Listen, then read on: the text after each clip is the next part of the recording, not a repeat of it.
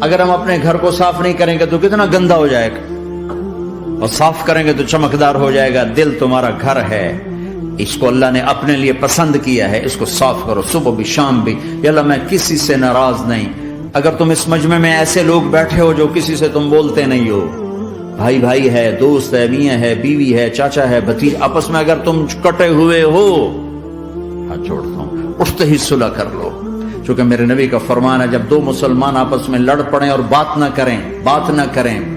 کریں تو اللہ ان کے سارے عمل مردود کر دے۔ تو کہتا جب تک یہ صلح نہیں کریں گے ان کا کوئی عمل قبول نہیں ہے۔ تو اپنے دل پہ پتھر رکھو، معاف کرو، خود جا کے معافی مانگو، چاہے جتنا اس میں تمہیں زور لگانا پڑے مانگو۔